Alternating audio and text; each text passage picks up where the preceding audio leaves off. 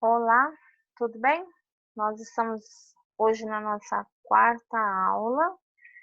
Só lembrando, né, estamos estudando sobre Cristologia.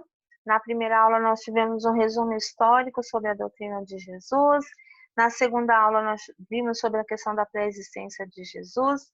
Na terceira aula sobre a encarnação de Jesus. E hoje, na quarta aula, nós vamos estar vendo sobre a humanidade de Jesus, tá certo?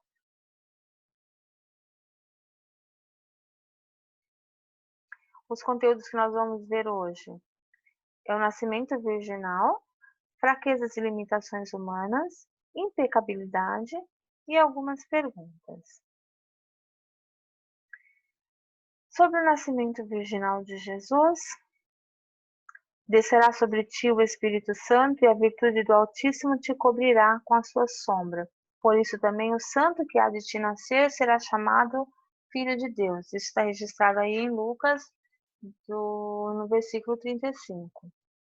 Então, quando nós falamos, né, sobre essa questão do nascimento virginal de Jesus, nós temos que ter aí uma certa convicção, né? A Bíblia ela vai afirmar claramente que Jesus, ela foi, li anteriormente, né, que Jesus ele foi concebido no ventre de sua mãe Maria por obra miraculosa do Espírito Santo, sem a intervenção de um pai humano, né? Então tem vários trechos na Bíblia que vai ter essa mesma narrativa e é importante que nós tenhamos isso bem certo, né? Porque muitos falsos ensinamentos partem, né? A partir daí, né? Às vezes a pessoa tem dúvida, né? Como é que pode alguém ser gerado pelo Espírito Santo, né? Mas nós, enquanto cristãos e crentes na palavra de Deus, nós precisamos ter essas convicções bem certas em nossos corações, né?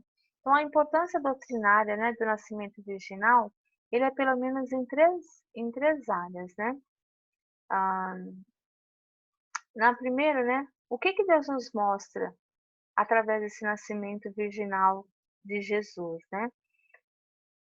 Ah, mostra que a salvação, em última análise, ela deve vir do Senhor, tá?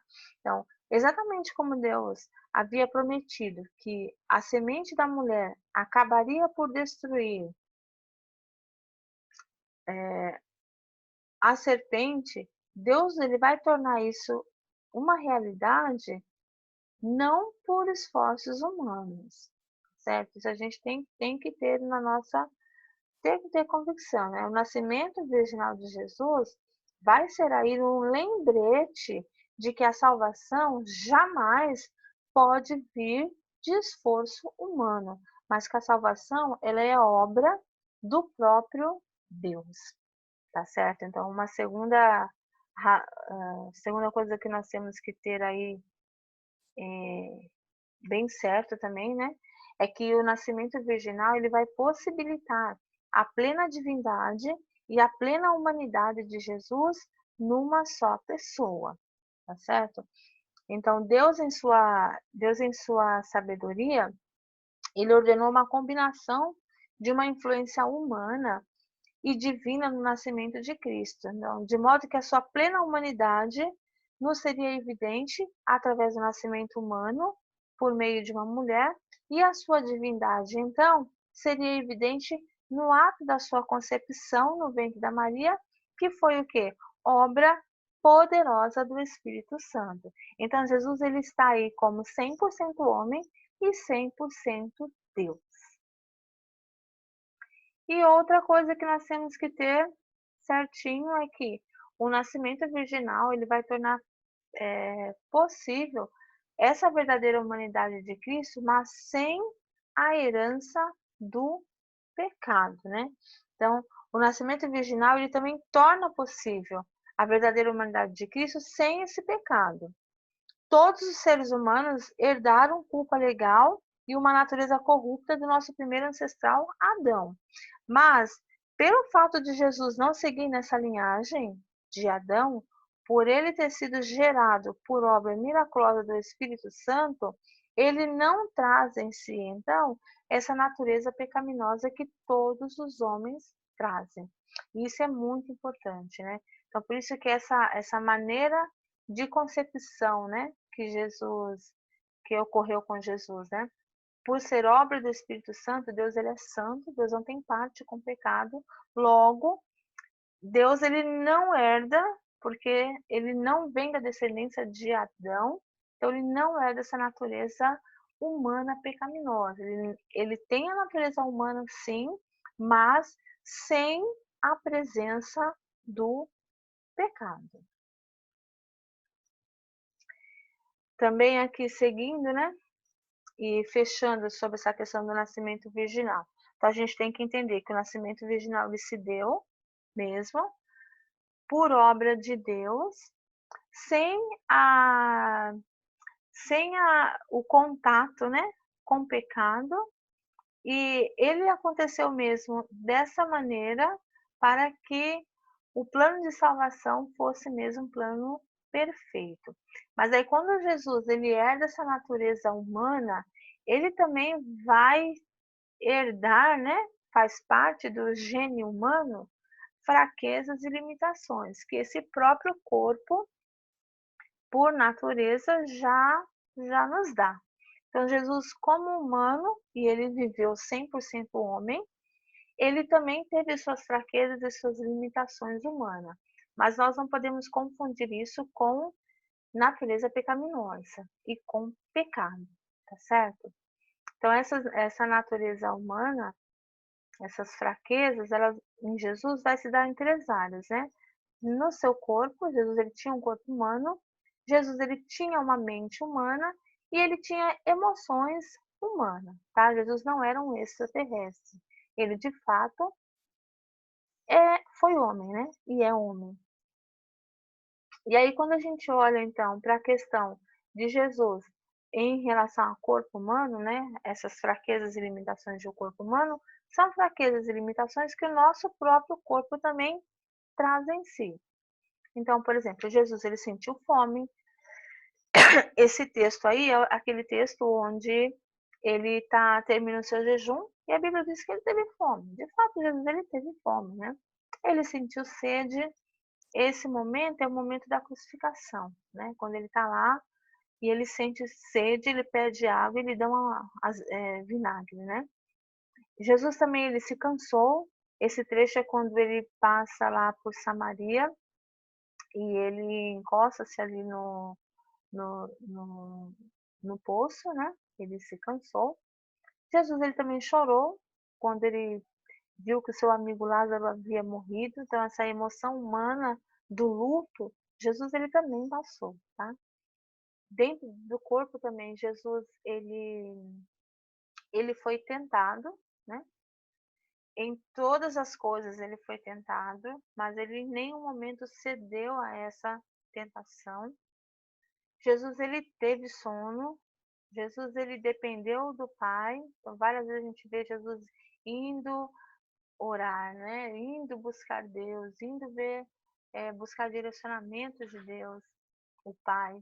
E Jesus também, como todo ser humano, ele morreu, tá certo? Então, Jesus, dentro desse corpo humano, teve todas essas limitações que o nosso corpo humano ele tem. Num outro aspecto também de questão de limitação humana de Jesus, refere-se então à sua mente humana, tá? Quando a gente pensa em mente humana, a gente está falando sobre a questão de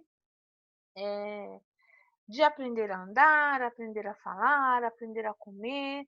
Então, Jesus ele não era já disse anteriormente, um extraterrestre, um superdotado, né? Assim, aquele bebê que já saiu do ventre da Maria, já fazendo milagre, de jeito nenhum, tá? Jesus ele teve uma mente humana, ele passou por todo o processo de aprendizagem que toda criança passa, tá bom? E aí a gente vê esse registro lá em Lucas 2,40 e também em Hebreus 5,8. Então, o fato de Jesus ter crescido em sabedoria significa que ele passou por esse processo de aprendizado, assim como acontece com todas as nossas crianças. Então, ele aprendeu a comer, aprendeu a falar, aprendeu a ler, aprendeu a escrever e a ser obediente aos seus pais também. Então, esse processo natural de aprendizado fazia parte também da genuína humanidade de Jesus Cristo. E outro aspecto, então, de Jesus é relacionado a emoções ou a alma humana, tá? Então, Jesus também, assim como um, um ser humano, né?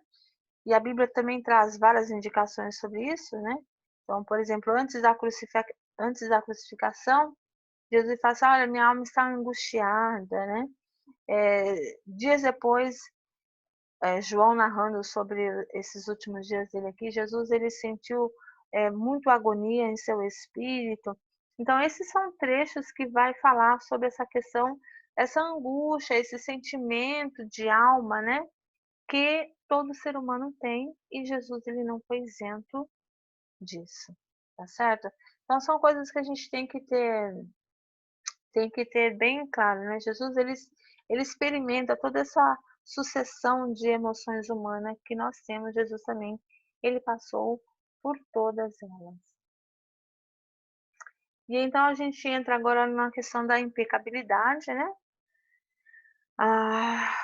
O Novo Testamento ele deixa muito claro, né, que Jesus ele era plenamente humano como nós. Mas ele também vai afirmar que Jesus ele era diferente num quesito, né? Num aspecto muito importante. Ele era isento de pecar e jamais cometeu um pecado durante toda a sua vida, tá? Então, Jesus ele era isento de pecado e ele jamais cometeu um pecado em toda a sua vida.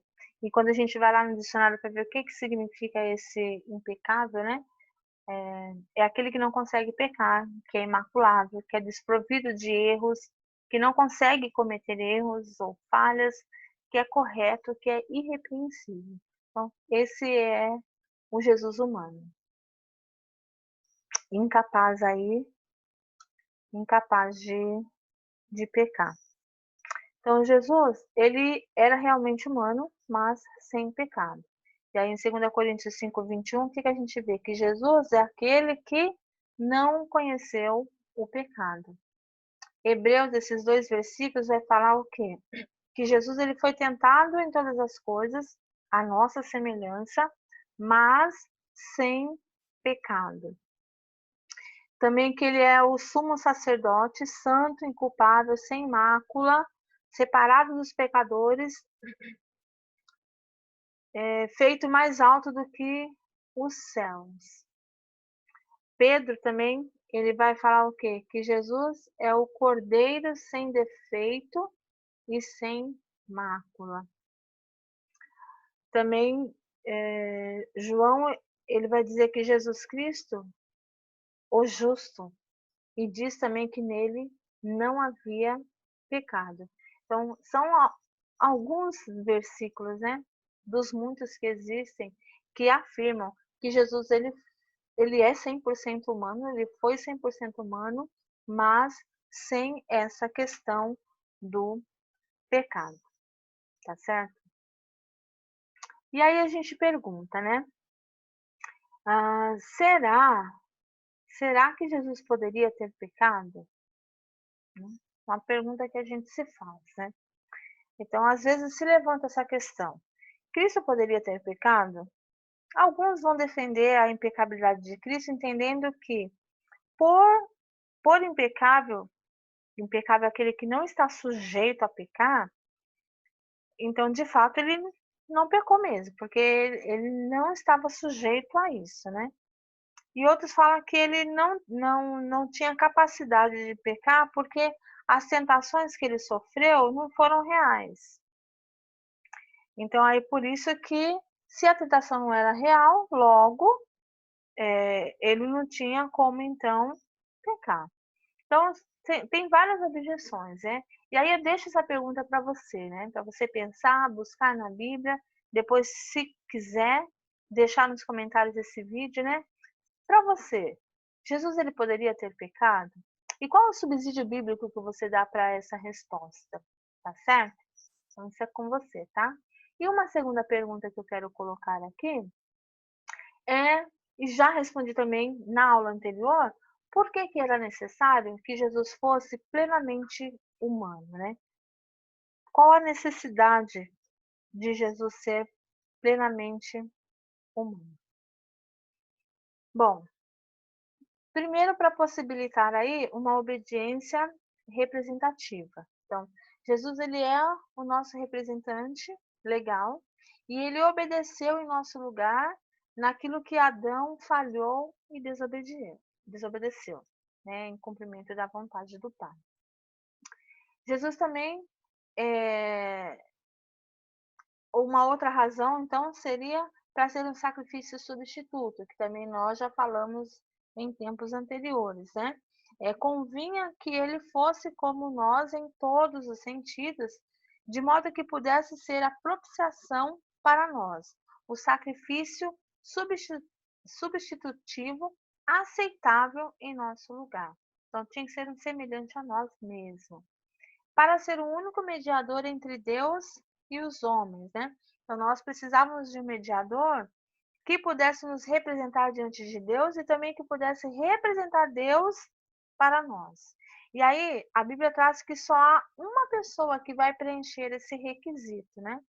Em 1 Timóteo 2,5, que fala assim: porquanto há um só Deus e um só mediador entre Deus e os homens, Cristo Jesus, o homem. Também para ser o nosso exemplo e padrão de vida, né? João ele nos diz lá em 1 João 2,6: aquele que se diz que permanece nele, esse deve também andar assim como ele andou. Então, ele é o nosso padrão de vida. Também para ser padrão do nosso corpo redimido. E isso é muito importante, né? Então, Paulo ele nos diz que quando Jesus ressuscitou dos mortos, ele ressuscitou aí no novo corpo, um corpo na incorrupção, né? Ressuscita em glória, ressuscita em poder, ressuscita em corpo espiritual. Isso está lá em 1 Coríntios 15. E esse novo corpo ressurreto de Jesus, que ele possuía quando ele ressurgiu dos mortos, vai ser o padrão de corpo que nós vamos ter quando nós também formos ressuscitados. Porque Cristo, ele é as primícias, né?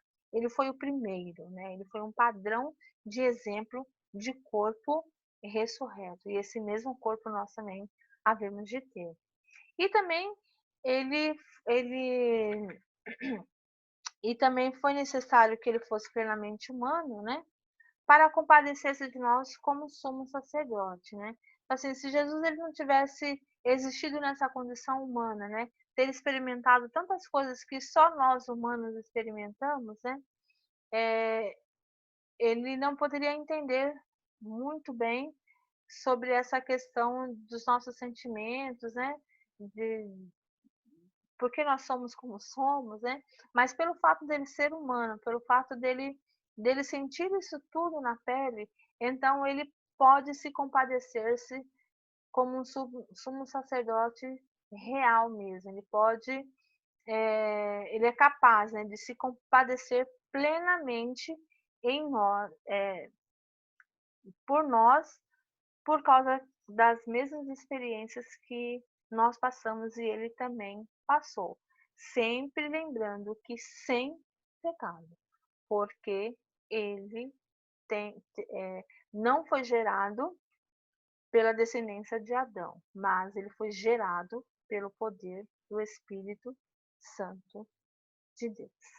Tá certo? Então, assim, resumindo, então, nós temos que guardar em nosso coração aí que Jesus ele não se tornou homem temporariamente, tá? Mas essa natureza divina dele é permanente e está unida à sua natureza humana. Então ele vive para sempre, não só como Filho eterno de Deus, mas e segunda pessoa da Trindade, né? Mas também como Jesus, aquele que nasceu de Maria e como Cristo, né? O Messias, o Salvador do seu povo. Jesus ele permanece para sempre plenamente Deus e plenamente homem, e ainda em uma só pessoa, tá certo? E aqui então a gente encerra essa aula de hoje, que nós intitulamos aí sobre a que nós intitulamos aí sobre a humanidade de Jesus Cristo, tá certo? Eu espero que vocês tenham gostado da aula. Não esqueçam que tem uma questão para vocês pensarem. Deixem aí nos comentários ó, o seu pensamento sobre, tá certo? E até a nossa próxima aula, então. Muito obrigada pela paciência e até!